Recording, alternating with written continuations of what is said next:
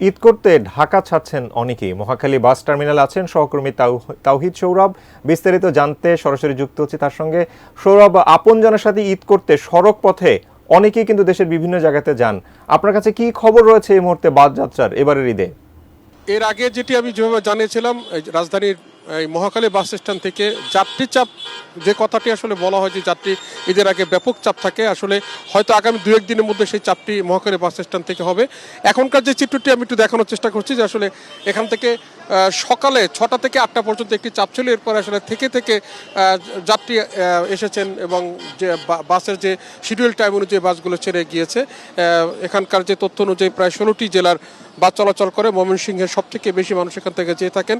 এর বাইরে টাঙ্গাইল, শেরপুর, জামালপুর, সিরাজগঞ্জ, কিশোরগঞ্জ, নেত্রকোনা, সুনামগঞ্জ, সিলেট, হবিগঞ্জ, ব্রাহ্মণবাড়িয়া সহ 16টি জেলার বিভিন্ন স্টপেজে এখানকার সাধারণ মানুষ যেয়ে থাকেন। কিছুক্ষণ আগে বিআরটি এর নির্বাহী ম্যাজিস্ট্রেট এসেছিলেন, তার সঙ্গে কথা বলেছি। তিনিও জানিয়েছেন যে আসলে খুব বেশি যে কমপ্লেইন যাত্রীদের প্রতি বছর যেটি থাকে তার কাছে সেরকম নেই। আমিও যাত্রীদের সঙ্গে কথা বলেছি, যাত্রীরা যেটি জানিয়েছেন যে ভাড়া বেশি নেয়ার খুব কোনো প্রকার কোনো অভিযোগ আমার কাছে এখন মতো পাওয়া যায়নি।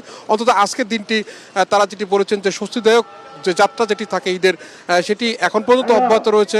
লিলি হালাল বিউটি সোপ, বিএসটিআই কর্তৃক সনদপ্রাপ্ত দেশের প্রথম হালাল বিউটি সোপ, দীপ্তিময় উজ্জ্বল ত্বকের জন্য। শৃঙ্খলা বাহিনী পর্যাপ্ত মজুত রয়েছে। এখানকার যারা বাস মালিক, যারা শ্রমিক রয়েছেন, তারা চেষ্টা করছেন তাদের শৃঙ্খলাটা বজায় থাকে। যাত্রীরাও শৃঙ্খলভাবে, যেহেতু খুব বেশি চাপ নেই, কোনো হুড়োহুড়ি নেই, সব মিলে একটি স্বস্তিদায়ক যাত্রা অন্তত রাজধানী মহাখালী বাস স্ট্যান্ডে রয়েছে। এর বাইরে একটি তথ্য একটু দিতে চাই, সেটি হচ্ছে যে এখানকার যারা বিশেষ করে ময়মনসিংহের যারা ড্রাইভার রয়েছেন, বাস চালক রয়েছেন, তারা জানিয়েছেন যে সড়কে একটি অব্যবস্থাপনা রয়েছে।